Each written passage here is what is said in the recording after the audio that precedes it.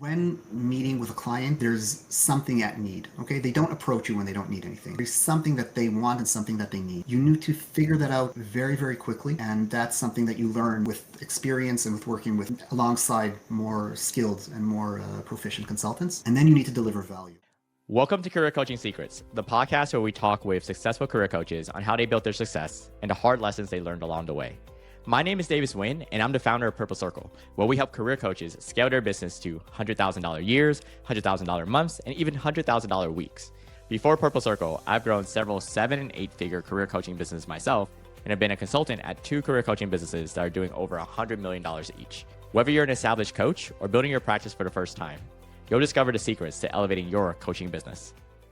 Welcome to Career Coaching Secrets podcast. I'm Kevin, and today we are joined by Eitan Nussbaum. He's been a consultant for the past 20 plus years in leadership and organizational development. He is also the founder of Impossible OD, or I'm Possible OD. I don't know how you prefer, but yeah, welcome to the show, Eitan. Well, Kevin, pleasure to be here. Thank you for having me. I'm very excited to be on this podcast. Enjoying very much listening to the episode so far. Yeah. It's a great honor. Yeah. So when people ask you about your business name, like, I know it's a play on words and stuff, but how do you prefer to be introduced? Well, it's technically should be read as Impossible OD, Possible Organizational Development, but it's a twist off I'm Possible the way the logo's built. And it's a good opener for a conversation because people ask me, is it impossible or I'm possible? And then I always say, it's up to you. So It's a good question. Anyways, 20 years in the industry is quite a long time. And so I would love to get the origin story, the lore. Let's start at the very beginning. What was the moment that you realized that you wanted to become a coach or consultant, and more importantly, turn it into a business? Well, it's a big question. So I come from Israel, and in Israel, drafting is mandatory. And towards the end of my mandatory service, I was moved to a desk job at some point, and I encountered an organizational consultant for the first time in my life, in my early 20s, and she blew my mind. She really and truly blew my mind, and I joined her on a project of building a multi-year plan within the medical corps. And when I got out of the military, I said, I've got to go deeper with this. And I got a bachelor's in psychology, and then I got a master's in organizational development. And I stayed in touch with them. And she told me one day, if you're into this, we could redraft you and, let's do this at scale. And I said, cool, that sounds totally interesting. So at the age of 28, I redrafted to the military, and I built a career of organizational development and leadership consultancy within the military, working with huge units and high-ranked officers. And after 7 years, I decided it's time to go into the business world, into the business sphere, that I've served enough. And I joined business world. I ran the organizational development and learning unit in the Israeli aerospace industry, in the aviation division. I did that for 2 years. And then Ernst & Young, EY, blipped on their radar, and they were building the team in Israel. And they said, do you want to join the team? And I said, hell yeah. So I joined the team there, which was amazing. Brilliant company, brilliant minds, amazing people to work with. And after some time there, a mentor in my field that I've worked with for many years told me, listen, this is an opportunity now in the business I'm working at. He works at a company named AKT. Said, there's an opportunity to work together. Do you want to come work with me? And this guy, he's amazing. So I took the opportunity and I went to work on his team. I did their mainly organizational leadership and within different companies and different firms. And after a while there, my wife got promoted at work, and she got promoted here to the United States. So I closed my shop there and I moved here.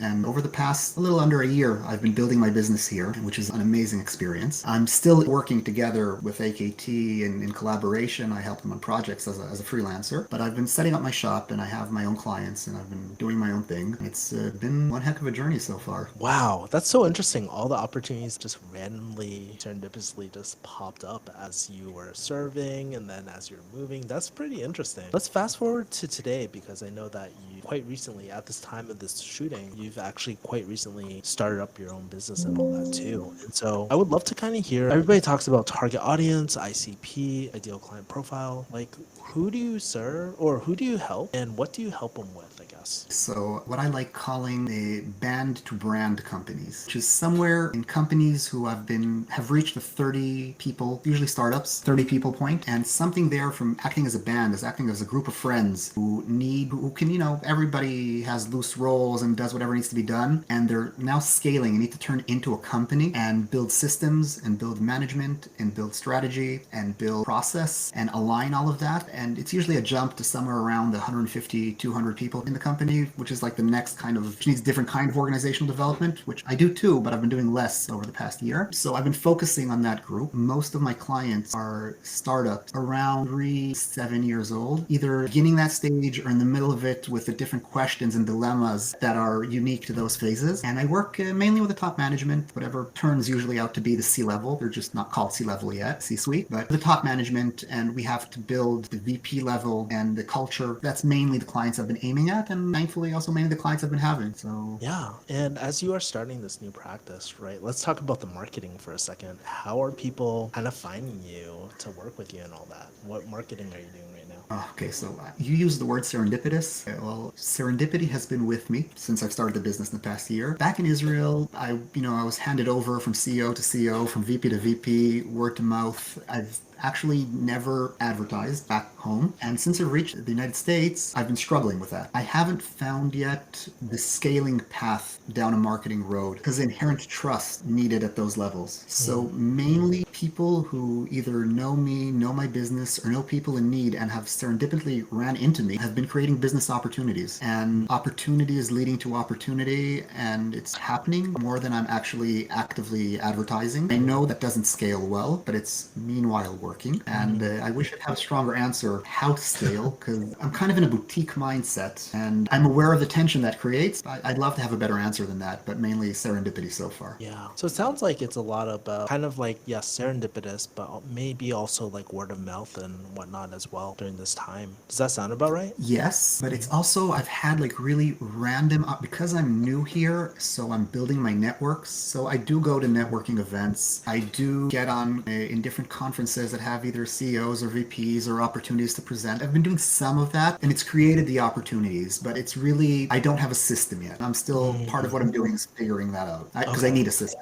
I obviously need a system, but I'm not there yet. And thankfully, I've just had enough work and come my way over the past year. Yeah, and thank you for just sharing so openly about like the marketing and what your experience as marketing, because I feel like a lot of this sort of stuff is not openly talked about sometimes, especially when we're still trying to figure it out. So I appreciate you bringing that up. Okay, so as you are running into these serendipitous like situations and all that, let's kind of talk business. And when people want to work with you, what are the different coaching or consulting modalities that you're using? Are you doing a lot of one-on-one? Are you doing organizational trainings? Like, how does that kind of work when people are working with you? So a lot of one-on-ones and a lot of work with teams, less training over the past few years. I've been trying to coin a principle that I like to call the consultative transformational principle. I need to find a shorter, easier name, but I've made it as an attitude. I don't make sale calls or sale conversations. I make value calls or value conversations, which I don't know how many opportunities I will have to meet with that manager or that leader. And I want every interaction to be meaningful. And the way I do that is I make sure it will be transformative for that leader in some way. Any meeting, any interaction we have creates value. And once that happens, and if you want, I'll expand a bit on how I do that. Once that happens, they can usually imagine what they would want or need from me, at least initially, what they would want or need initially from me. And then we enter an exploratory phase together. And that exploratory phase creates usually the first contract. And I have a lot of clients, which I'm in a second, third, fourth, fifth contract with, that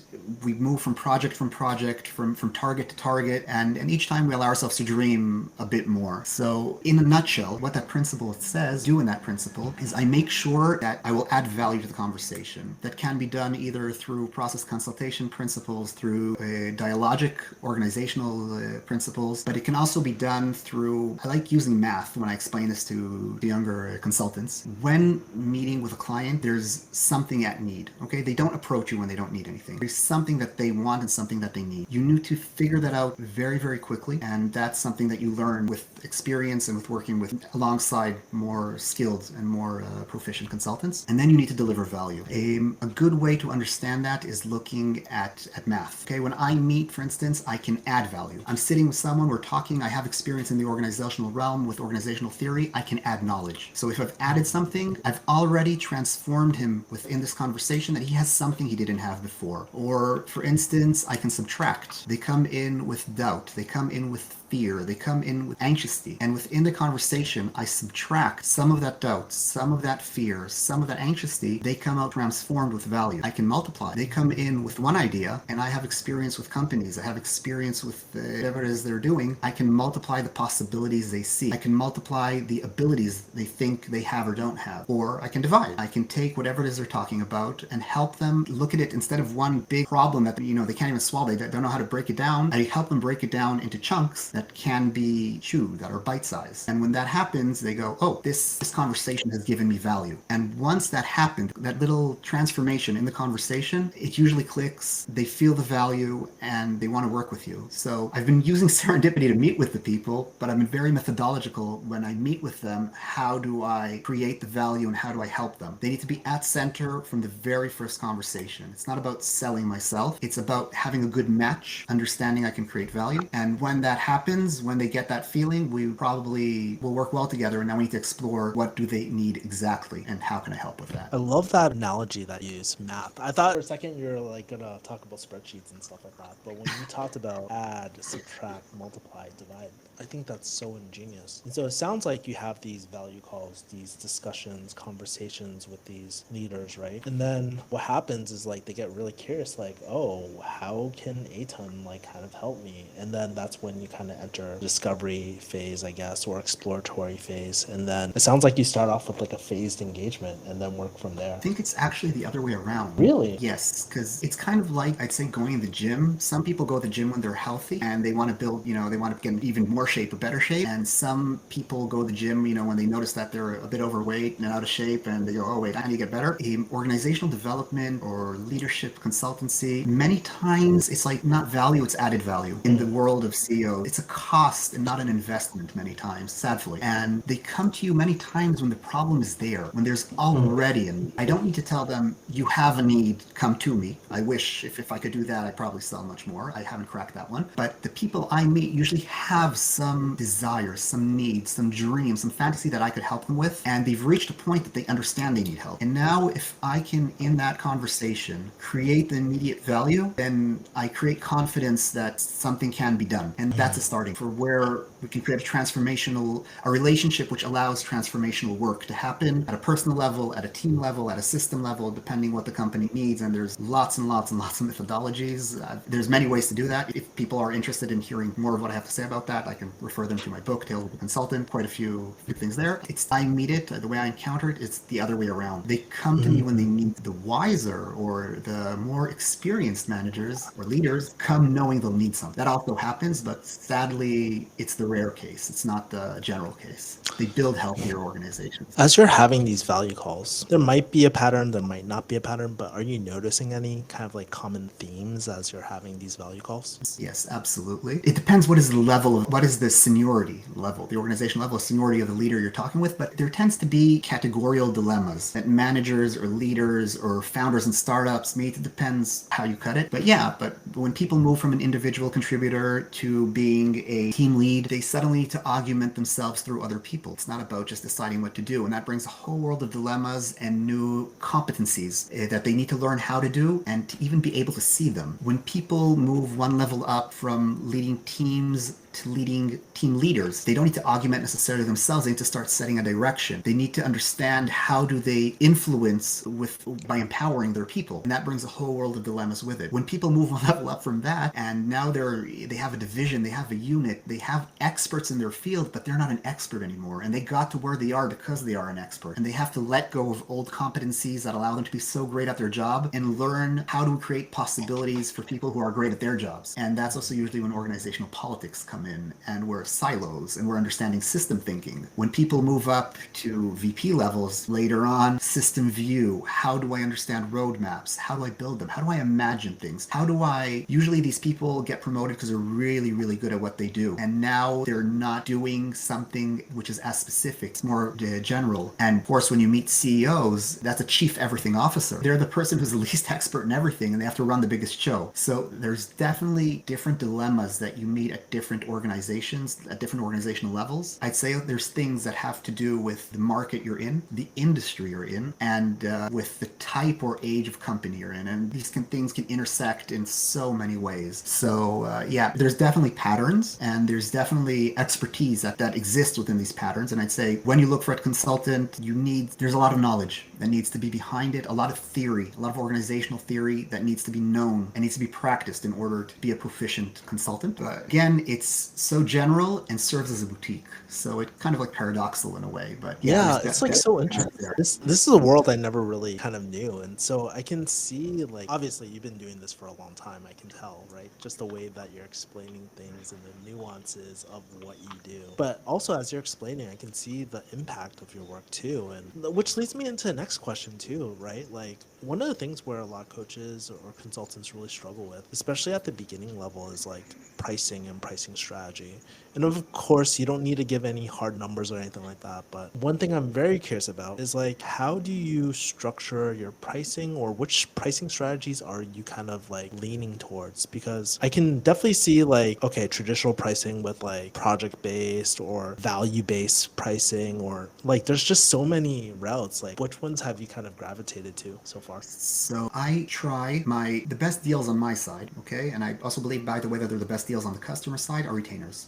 They allow quiet in the system. Instead of being busy with billing, how many hours were done? Instead of selling my time, I want to sell my value. So the best deals I have are retainers. I have a few of those. Sometimes I put a foot in the door, and I think that's a very good question you asked. I tell the customer, look, we can work hours, we can work a retainer any way you want. I promise that if you don't abuse a retainer, I promise not to abuse a retainer either. And it's an open conversation that we have over time. I do put very measurable outcomes to each retainer, to each project. It's not about a feeling good, feeling nice. It's about reaching business objectives. And I tell them, let's take a retainer for 3 months. Let's take a retainer for half a year. That way I don't have to sell, you don't have to buy, we don't have to discuss. This is the time we're going to be putting into it. You'll put the work, I'll put the work. And when we fulfill this mission or this task or this dream, whatever it is we're working at, we'll open it again. It's not a Catholic marriage. This has to work for the both of us. This has to last over time, and it needs to be correct for everybody. It has to have no hard feelings. Again, paradoxically, another paradox is that when I do a very good job, at the end, people don't need me as much. So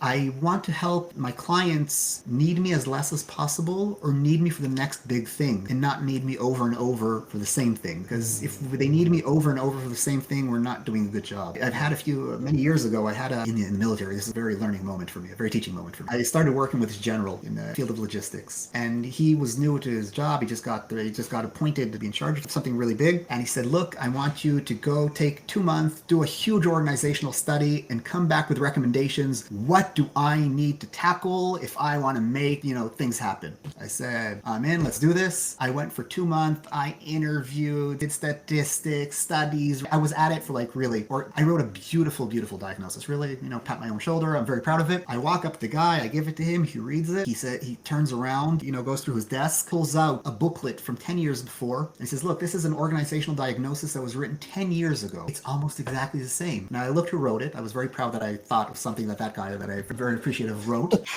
Okay, first of all, I'm very proud. On the good side, we're very consistent.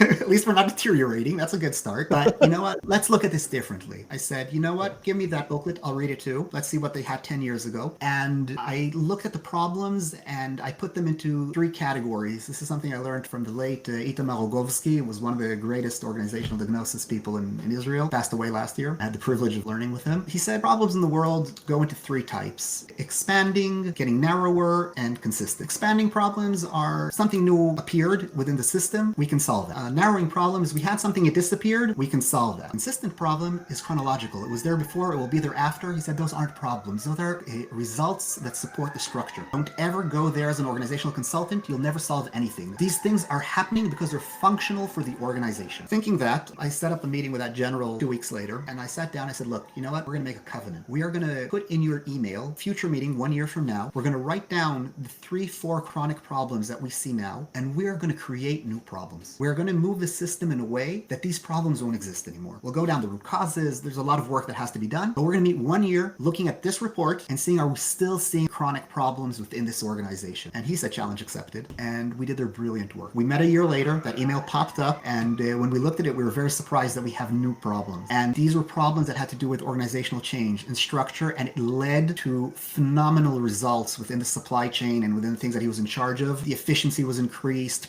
things that they wanted to do for many years were enabled. It led to great results. And the idea is that I've learned from that sometimes I need to help leaders create new problems. They have old problems, so it's not really leadership. And when we do good work together, we're creating new problems, and there's new dreams and new things we need to solve. And my next contract or the next value we'll decide that I deliver for them will have to do with new things. And I've done that since then over and over in quite a few projects, and it's been working for me. So it was an important lesson for me. Oh, I love that. So May, you're really good at storytelling, by the way, and breaking down, like, you have really amazing frameworks that I love too, that you integrate in those stories. So I'm not sure if anybody's told you that, but my book, Tales of the Consultant, is 19 chapters of organizational real fables that I've changed a bit, which what I'm doing there is because I know this is kind of a superpower of mine to tell stories and work with the narrative. I know that for younger consultants or younger coaches earlier in the career, even if you work with someone who's been in the market for a while, you see the input, you see the output. You never see what's happening in the consultant's head. So what I do is I tell the story, and during the stories, I take short breaks, transferring into my head, how did I think about it? How did I reflect on it? How did I implement theory in order to work in that case? And then back to the story. That way you can see the full input, what happened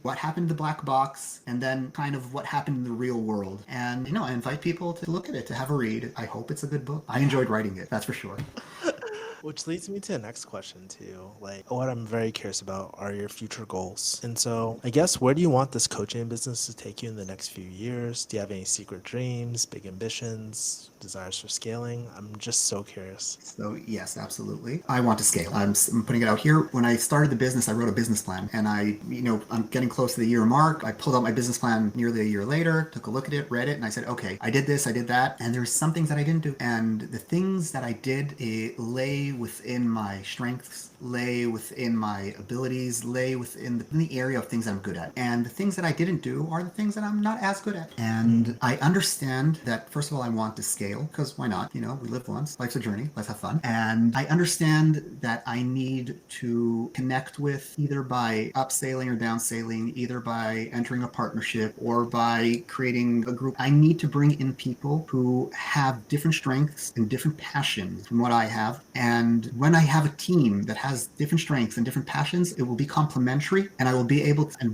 it's not me, we will be able to scale, because we'll have a full palette that we can use to do that. And I can't do that on my own. I know that, I understand that. And part of the process I'm going through now is trying to distill, if I need to choose my first priority and my second priority of who do I scale with, who will bring to the table what I need, who would be that partner. That's what I'm at now. I'm on a journey. I don't have the answers yet, but that's part of what's been occupying my time and my thoughts over the past few weeks. So that's an important question. Kind of curious, like, when you pulled out that business plan or marketing plan, like 1 year later, was there anything that you kind of realized that, hey, I'm actually not great at this, that kind of surprised you? Yes and no, I want to say, because I was telling my wife, my third grade teacher was right. She told me in third grade, you're really good at things you love doing, and you're not putting enough effort into things you don't like doing. And yeah, apparently, 30-something years later, I'm still doing well what I like doing and not putting enough effort and time into things I don't like doing. You asked about the marketing. I love doing the work. I'm not as strong as marketing. And I know to say that I need to bring in someone who enjoys the win in the marketing. I enjoy the win for a moment, but I enjoy doing the work a lot. That keeps me energized during the day, during the week. And I know people, when I work with, I've worked with salespeople many, many, many times. There's people who get a rush from that. I understand I need someone like that on my teams, and that's great, but it's not me. So it kind of surprised me that I'm very consistent, kind of like that diagnose. I need new problems. Just like in that story, I too need, I need new problems in my business, and I understand that those are the next steps that I need to do in order to scale. So they're going to happen in the near future, and I'm on a journey. I'm on a search. What I do actually, as I said, serendipity, is I, in different forms on LinkedIn, where I either offer people to meet over a Zoom randomly for a story, to hear their story, or in different places where I can actually meet people physically in the Boston area. I tell them, if you'll give me an hour of your time, I'll invite you for a cup of coffee and let's have an interesting conversation. And that's serendipity that's created, and those encounters with new networks and new opportunities has been creating for me opportunity. So my life story has taught me that if I do enough of that, eventually I'm going to meet the right people. So again, it's an unorganized system, but I'm counting here on this chaos to create opportunity, and usually eventually does. So it's going to happen. I truly believe it. I'm going to meet the people. Yeah. It's going to come. I have the invitation sent out to the world, so the right people are definitely going to come at some point. Yeah. You used a really interesting word earlier in the podcast. You mentioned partner. And when I usually talk to people who think about scaling, they think about hiring like in-house or something like that. Like, I'm kind of curious, like, are you looking for like a partner, or like, let's say if marketing or business development was like one of your major weaknesses, right? Would you consider hiring, or would you actually consider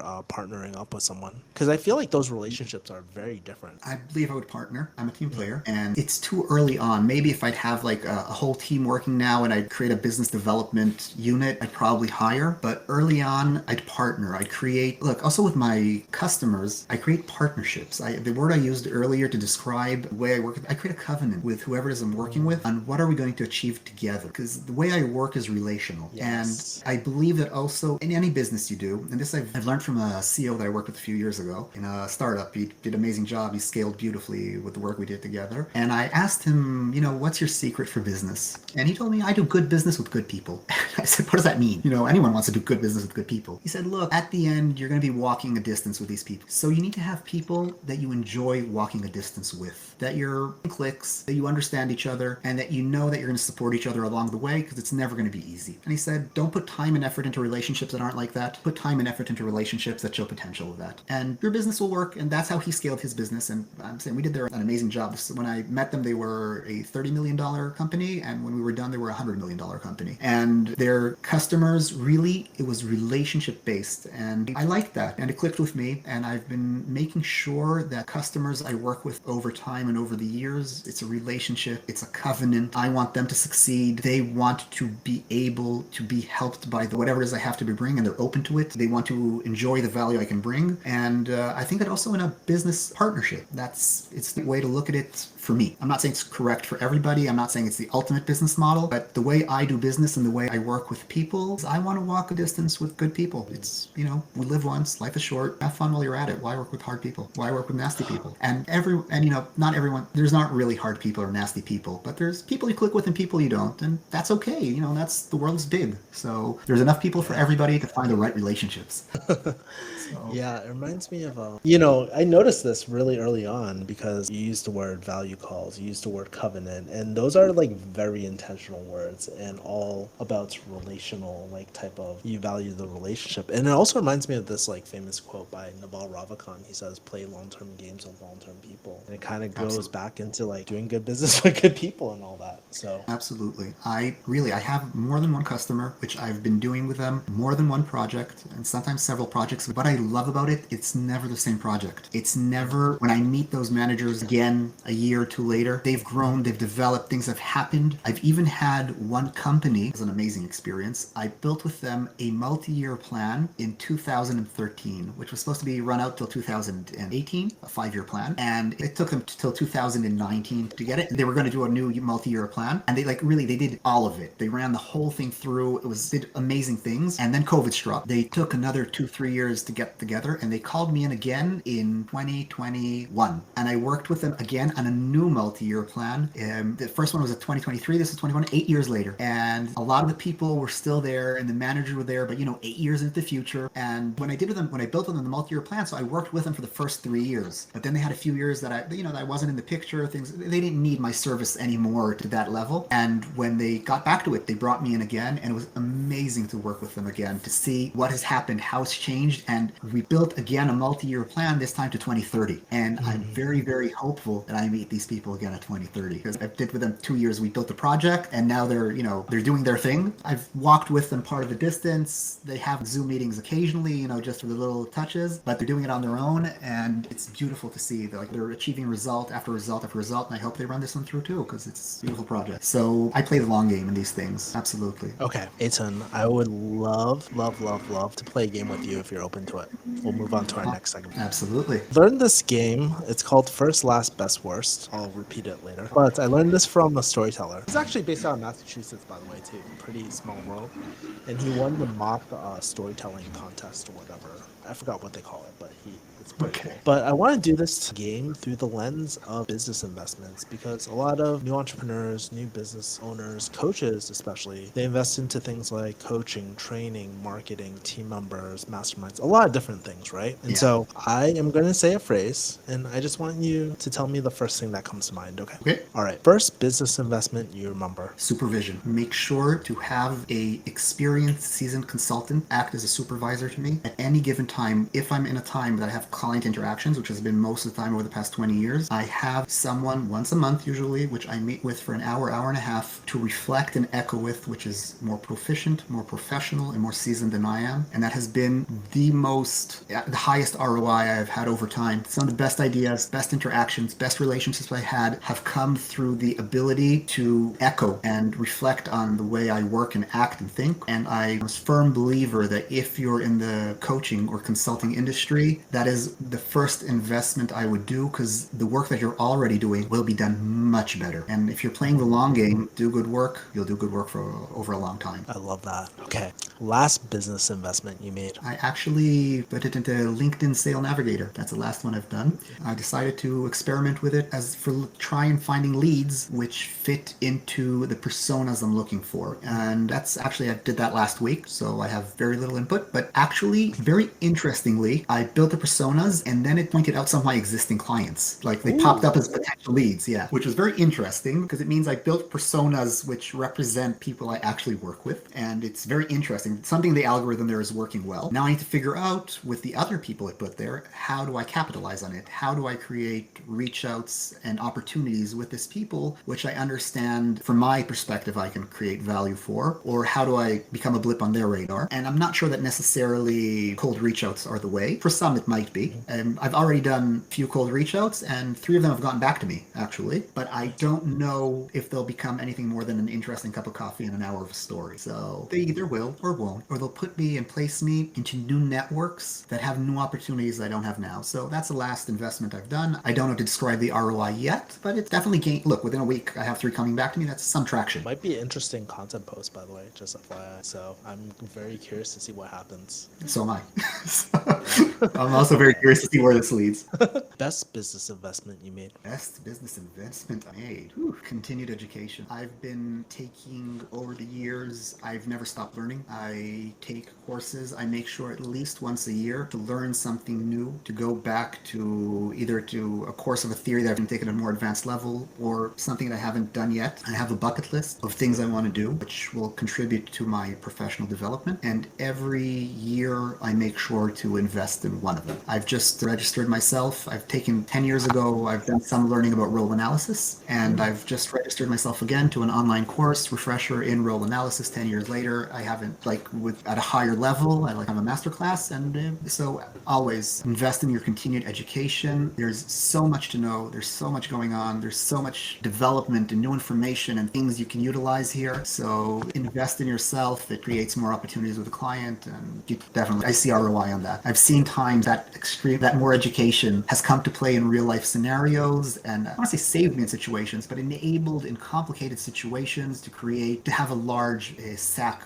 bucket of answers and possibilities I can work with. And some consultants that I know, not all, some are kind of like one-trick ponies over the years. They do one thing really, really, really well, which is amazing if you need a trick or you need a pony. But sometimes the situation needs more than a trick or more than a pony, and then just having a lot in your arsenal is good. And I've seen that more than once come to my aid. It's one of my strong points, that ability to work into theory and out of theory. So that's an investment that I definitely recommend for people who that's their strong suit.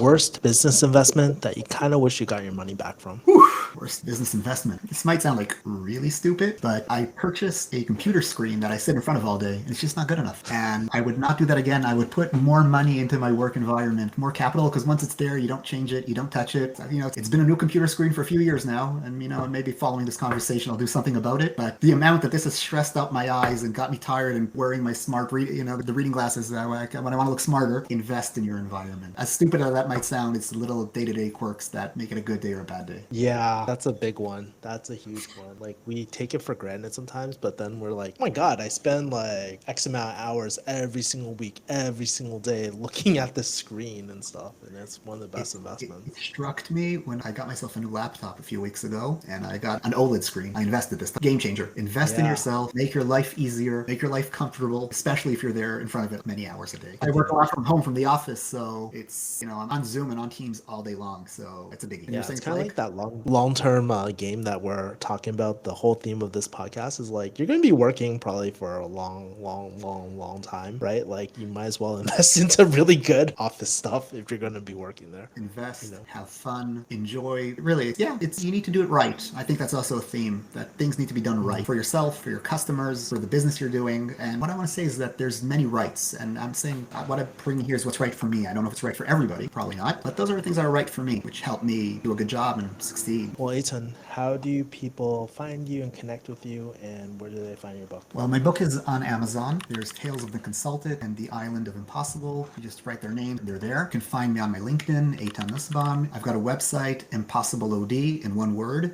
.com. Find me and my services there. I invite anyone to, serendipity, feel free to reach out, feel free to open a conversation. I'll be more than happy. Maybe the right person is listening to this, and we'll find each other this way. Who knows? And if so, Kevin, I'll absolutely thank you. And so, absolutely. LinkedIn, my website, and my books on Amazon. I invite anyone. And if you do buy the books, please leave a review. I'm writing the next one, so I deeply care about your comments. It means a lot to me, and it will influence the next one, which is being written these days. So I did want to ask you about your books really quickly. Who should read which first, I guess? Tell me So I'll start with The Island of Impossible, because I wrote that earlier. When I would finish, not when, I still do that. So when I finish business processes with the clients, I would buy them a gift, a children's tale that has to do with a main dilemma that we worked on. Because stories and children's stories, they have divine truths about life wrapped in a package that you teach kids, be good adults. A few years back, I had a manager that I worked with, and I couldn't find a book that had to do with our dilemma. And actually, a consultant on my team, when I asked her, what book do you recommend? She said,